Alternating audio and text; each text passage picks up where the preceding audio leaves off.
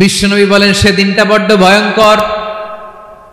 সেদিন কেউ কারো কোনো উপকারে আসবে না, বন্ধু বন্ধুর কাজে আসবে না, স্ত্রী স্বামীর উপকারে আসবে না, স্বামী স্ত্রীর উপকারে আসবে না, পীর সাহেব মুরিদরে বাঁচাতে পারবে না, মুরিদ পীর সাহেবরে বাঁচাতে পারবে না, নেতা কর্মীর পরিচয় দিবে না, কর্মী নেতার পরিচয় দিবে না, ভাই বোনকে চিনবে না, বোন ভাইকে চিনবে না, বাবা তার সন্তানকে চিনবে না, মেয়েকে দেখে মা দৌড়ে দৌড়ে পালাবে। বড্ড ভয়ঙ্কর দিন। বিশ্বনবী বলবেন জমিনটা এখনকার মতো থাকবে না, পুরো জমিনটা সমান হয়ে যাবে, ফ্ল্যাট। এখন তো গোল, তখন ফ্ল্যাট। সবাই এক জমিনের উপরে দাঁড়াবে, সূর্যটা মাথার কাছে চলে আসবে, সূর্যের গরমে মানুষের মাথার মগজ গলে গলে কানের ছিদ্র নাকের ছিদ্র দিয়ে বেয়ে বেয়ে পড়বে। সবাই হয়রান পেরেশান ক্লান্ত শ্রান্ত। মানুষগুলো বলবে বাঁচার কোনো উপায় নাই। 50,000 বছর মানুষ এরকম দৌড়াবে, চিৎকার করবে, কাঁদবে, বাঁচার কোনো উপায় নাই। সবাই বলবে আল্লাহ যদি বিচারটা শুরু করতো, যা হবার হবে, আগে বিচার শুরু করুক। বিচারই শুরু হয় না, বিচার শুরু হইতেই 50,000 বছর। আল্লাহ, 50,000 বছর, 5,000, 15,000 না, 50,000 বছর এরকম যাবে। মানুষগুলো কাঁদতে কাঁদতে বলবে চলো আমরা আদম আলাইহিস সালামের কাছে যাই, যেন আল্লাহরে যে সুপারিশ করে, আল্লাহ আপনি বিচার শুরু করেন।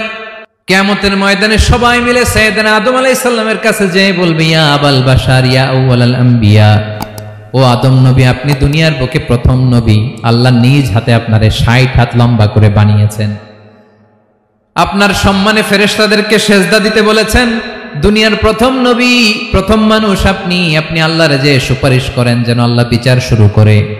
আদম আলাইহিস সালাম বলবেন আমি পারবো না, কারণ আল্লাহ আমাকে একটা নিষিদ্ধ গাছের কাছে যেতে নিষেধ করেছিল, আমি ভুল করে এই গাছের ফল খেয়েছি। নাফসি নাফসি, আজকে আমার কি হবে আমি জানি না, আমি বড় লজ্জিত। আমারে যদি আল্লাহ জিজ্ঞেস করে কেন খাইছিলাম, আমার কোনো উত্তর নাই, তোমারে বাঁচাবো কেমনে আমি? নবীরা থার করে কাঁপবে সেদিন। আদম আলাইহিস সালাম বলবেন আমি পারবো না, মাফ করো আমাকে, আমি পারবো না। ওই যে ভুল করে গন্ধম খেয়ে ফেলেছে, নিষিদ্ধ গাছের ফল খেয়ে ফেলেছে, আমি বড় লজ্জিত অনুতপ্ত, আমি পারবো না। আজকে আল্লাহ এত রাগান্বিত হয়েছে, আগে কখনো আল্লাহ এত রাগান্বিত হয় নাই, ভবিষ্যতেও আল্লাহ কখনো এত রাগান্বিত হবে না, আমি পারবো না। এক কাজ করো, তোমরা নূহ আলাইহিস সালামের কাছে যাও। কোন নবী? লোকেরা এবার পাগলের মতো দৌড়াতে দৌড়াতে আল্লাহর নবী নূহ আলাইহিস সালামের কাছে যেয়ে বলবে ইয়া নবী আল্লাহ নূহ আনতা আউয়ালুর রুসুলি ফিল আরদ, আপনি জমিনে প্রথম রাসূল। আদম আলাইহিস সালাম নবী ছিলেন, রাসূল ছিলেন না, এই দুনিয়ার বুকে প্রথম রাসূল ছিলেন আল্লাহর নবী নূহ আলাইহিস সালাম। সবাই বলবে ও নবী আল্লাহ নূহ, রাসূল আল্লাহ নূহ, আল্লাহ আপনাকে আবদান শাকুরা, শুকরগুজার বান্দা বলে কোরআনে বলেছে। কোরআনে নূহ আলাইহিস সালামের নামেও সূরা আছে না নাই? আপনি আল্লাহর প্রিয় বান্দা, প্রিয় রাসূল। দেখেন আমাদের কি দশা, ঘামতে ঘামতে শেষ, জমিনটা তামার জমিন, সূর্যটা মাথার কাছে, কি করবো আর পারি না, ঘামতে ঘামতে আর কত ঘামবো, কত দাঁড়িয়ে থাকবো। আল্লাহরে যে বলেন বিচার যেন শুরু করে। নূহ আলাইহিস সালাম বলবেন আমিও পারবো না, আমিও পারবো না, আমি আমার ছেলের জন্য এক কথা বলে ভুল করে ফেলছি। যখন মহাপ্লাবন হবে আমি বললাম আল্লাহ আমার কলিজার টুকরা সন্তান রে বাঁচান। আল্লাহ বললেন ও নূহ সে তোমার সন্তান না, কারণ সে ঈমান আনে নাই, সে পাহাড়ের উপর দাঁড়িয়েছে, দেখি কেমনে সে বাঁচে।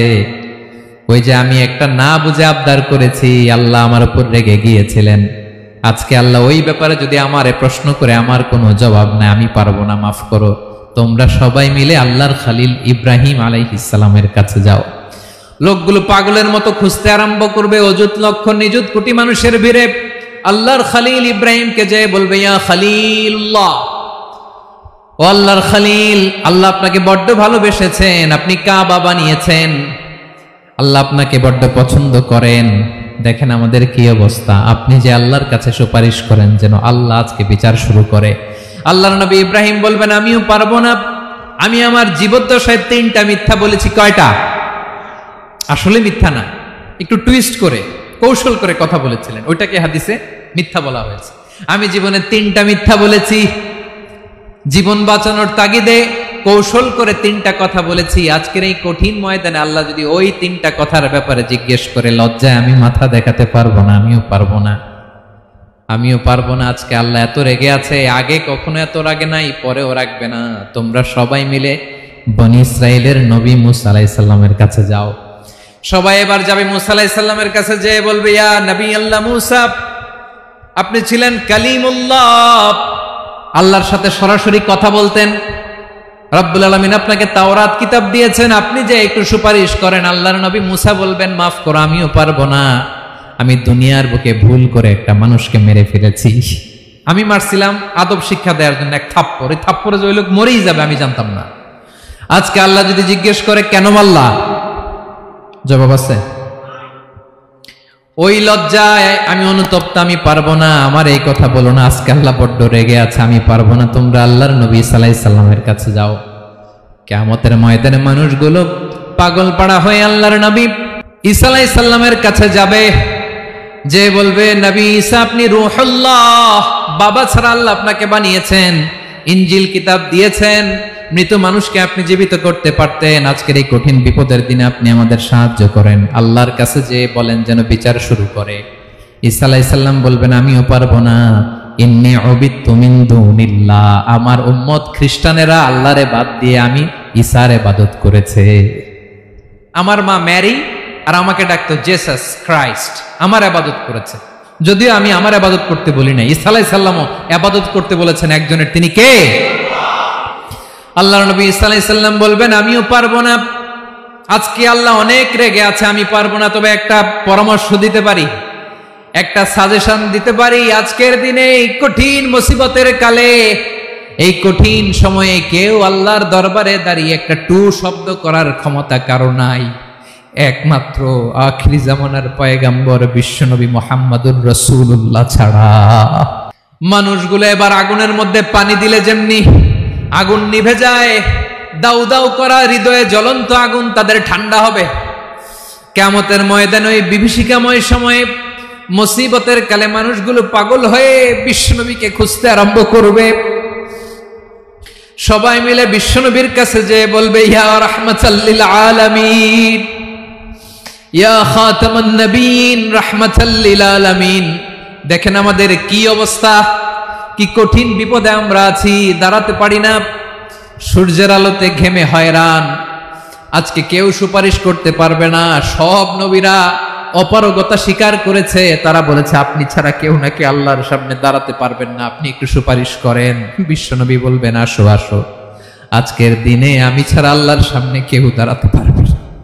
বিশ্বনবী মাকামে মাহমুদে যে আল্লাহু আকবার বলে সিজদায় লুটিয়ে পড়বেন। আল্লাহ রাব্বুল আলামিন বিশ্বনবীকে এমন কিছু চমৎকার শব্দ শিখাবেন, ওই শব্দগুলো দিয়ে আল্লাহর প্রশংসা করে বিশ্বনবী কাঁদতে আরম্ভ করবেন। বিশ্বনবী এমন ভাবে অজর দ্বারায় সিজদায় লুটিয়ে পড়ে কাঁদবেন, রব্বুল আলামিনের রহমতের দরিয়ায় জোশ লেগে যাবে।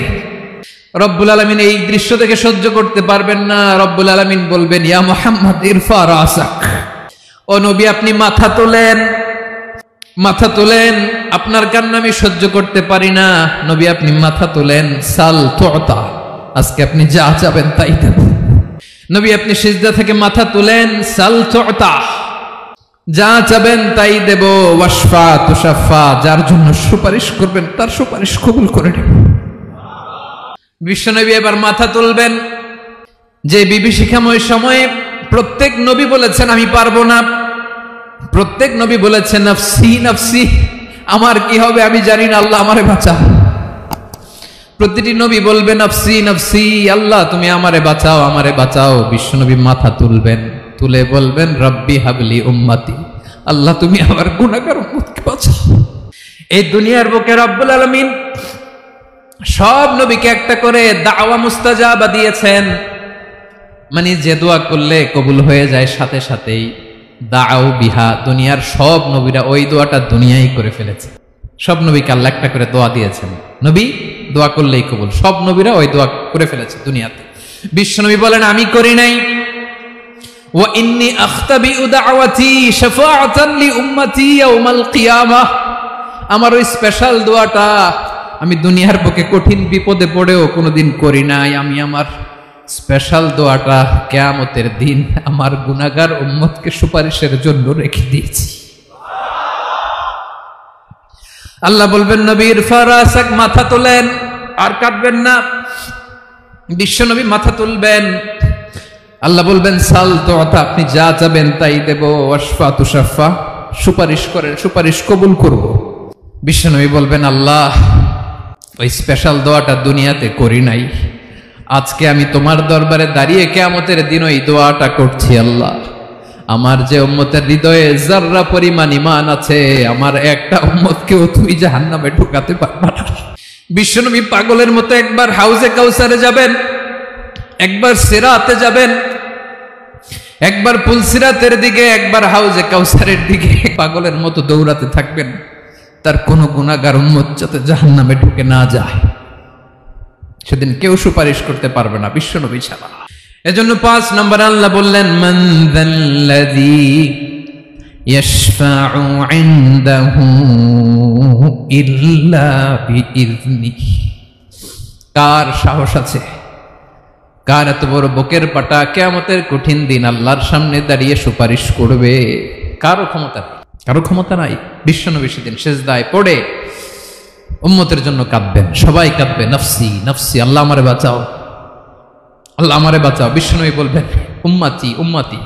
বিশ্বনবী আমার জন্য কাঁদবেন, আপনার জন্য কাঁদবেন, আমাদের জন্য সেদিন কেঁদে কেঁদে জাহান্নামের দরজায় দাঁড়িয়ে আমাদেরকে টেনে টেনে জান্নাতে ঢুকাবেন। এজন্যই বিশ্বনবীর ভালোবাসা যেন আমাদের হৃদয়ে ভরপুর থাকে। আমার ভাইয়েরা, প্রতি শুক্রবার বিশ্বনবীর উপরে বেশি বেশি যেন আমরা দুরূদ পড়ি। আমরা যখন বিশ্বনবীর সালাম দেই, দুরূদ পড়ি, একদল স্পেশাল ফেরেশতা আছে যারা বিশ্বনবীর দুরূদটা নিয়ে সরাসরি বিশ্বনবীর রওজায় যায়, যে বলে অমুকের বেটা অমুক আপনারে সালাম দিয়েছে। বিশ্বনবী নিজ কবরের থেকে নিজেই সালামের উত্তর দেয়। বিশ্বনবীর ভালোবাসা যেন আমাদের হৃদয়ে থাকে, বিশ্বনবীর সুন্নাহ দিয়ে যেন আমাদের জীবনটাকে সাজাই। পারা যাবে ইনশাআল্লাহ। বিশ্বনবীর ভালোবাসা ছাড়া কেউ জান্নাতে ঢুকতে পারবে? বিশ্বনবীর পক্ষে আমরা বলবো, বিশ্বনবীর পক্ষে আমরা লিখব, বিশ্বনবীর জন্য আমরা আমাদের কলিজার রক্ত বিলিয়ে দিব, ঠিক কিনা বলেন? সেদিন বিশ্বনবী ছাড়া কেউ সুপারিশ করতে পারবে না।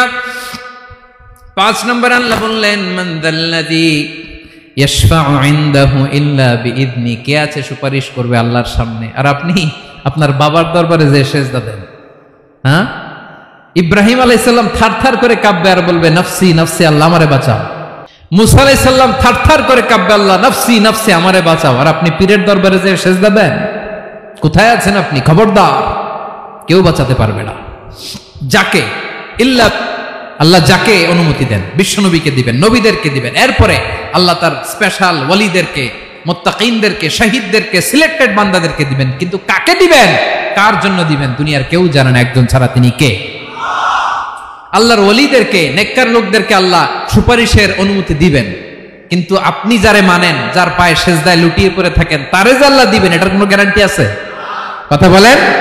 এজন্য জপতে হবে একজনের নাম, আওয়াজ করে বলুন তিনি কে? আয়াতুল কুরসির 5 নাম্বার কথা হচ্ছে সেদিন কেউ কারো উপকারে আসবে না, সুপারিশ করার সুযোগ পাবে না, আল্লাহ যাকে অনুমতি দেয় তিনি ছাড়া।